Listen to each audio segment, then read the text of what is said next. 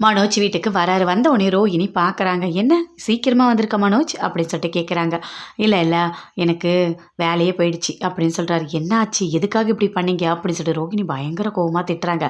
அதுக்கு மனோஜ் சொல்கிறாரு, என்ன பண்ண சொல்கிற? எந்த வேலையும் எனக்கு நிலைக்க மாட்டுது, உடனே போயிடுது. நான் படித்த படிப்புக்கு ஏற்ற வேலையும் கிடைக்க மாட்டுது அப்படின்னு சொல்கிறாரு. அதை கேட்டோடனே ரோஹிணிக்கு பயங்கரமாக கோவம் வருது. "என்ன பேசிகிட்டு இருக்கீங்க? எந்த வேலையிலயும் 1 மாசம் கூட உன்னால தாக்கு பிடிக்க முடியல. என்னதான் பண்ணிட்டு இருக்கீங்க?" அப்படின்னு சொல்லிட்டு கேட்குறாங்க. "உங்களுக்கு வேலைக்கு போவே சுத்தமா புடிக்கலையா?" அப்படின்னு சொல்றாங்க. "என்ன ரோகிணி, என்ன பேசிட்டு இருக்க? எனக்கு வேலை வந்து ஏதாவது ஒரு பிரச்சனை வந்து போயிடுது. அதுக்கு நான் என்ன பண்றது? நான் உனக்கு சம்பாதிச்சு குடுக்கலன்னா இப்படிதான் பேசுவியா?" அப்படின்னு சொல்லிட்டு மனோஜ் பயங்கர கோவமா கத்துறாரு. "ஆமா மனோஜ், ஆமா. அப்படிதான் பண்ணுவேன். நீங்க வேலைக்கு போலன்னு உங்க தம்பி முத்துக்கு தெரிஞ்சா என்ன ஆகும் தெரியுமா?" ரொம்ப கேவலமா பேசுவாரு. என்னையும் சேர்த்து அசிங்கப்படுத்துவாரு. அதுக்கு தகுந்த மாரி தானே நடந்துகிட்டு இருக்கீங்க நீங்க. எப்போ எங்க வேலைக்கு போனாலும் உடனே வந்துடுது. 1 மாசம் கூட நிலைக்கிறதில்ல. நான் கூட தான் பார்லர் வச்சிருக்கேன். நான் எவ்வளோ கஷ்டப்படுறேன்னு உங்களுக்கு தெரியுமா? ஒவ்வொருத்தவங்க என்கிட்ட வருவாங்க. ஒவ்வொரு கிளையண்ட் என்னை எப்படி தெரியுமா ட்ரீட் பண்ணுவாங்க?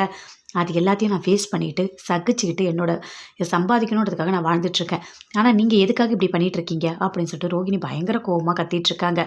"இப்ப என்ன தான் பண்ண சொல்ற? எனக்கு ஏதாவது ஒரு வேலை கிடைக்கும்" அப்படின்னு சொல்றாரு. "இதே மாரி பேசிட்டு இருக்காதீங்க. தயவு செய்து நீங்க பேசாதீங்க. உங்ககிட்ட பேசவே எனக்கு பிடிக்கல" அப்படின்னு சொல்லிட்டு அங்கருந்து போறாங்க. "என்ன ரோகிணி?" அப்படின்னு சொல்லிட்டு கேட்குறாரு.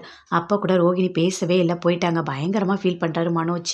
சுருதிய பார்க்கறதுக்காக அவங்க அம்மா வந்திருக்காங்க. அப்ப அவங்க டப்பிங் பேசிட்டு இருக்காங்க. பேசிட்டு இருக்கும்போது சொல்றாங்க, "எனக்கு பணம், நகை இதெல்லாம் வேண்டாம். ஒரு ஏழ்மையான குடும்பமா இருந்தா பரவால்ல. ஒரு ஓலை வீட்டுக்குள்ள கூட நான் வாழ்வேன்" அப்படின்னு சொல்லிட்டு பேசிட்டு இருக்காங்க. என்ன பேசுறாளோ தெரியல. "என்ன சார் இப்படிலாம் யார் சார் டயலாக் குடுக்குறா?" அப்படின்னு சொல்லிட்டு அவங்க அம்மா கேட்குறாங்க. "அது நாடகத்துல வரட்டுமா, நான் என்னம்மா பண்ணுவேன்?" அப்படின்னு சொல்றாரு. அங்கருந்து ஸ்ருதி வராங்க. "என்ன நேத்து சைக்கிள்ல போன?" அப்படின்னு கேட்குறாங்க.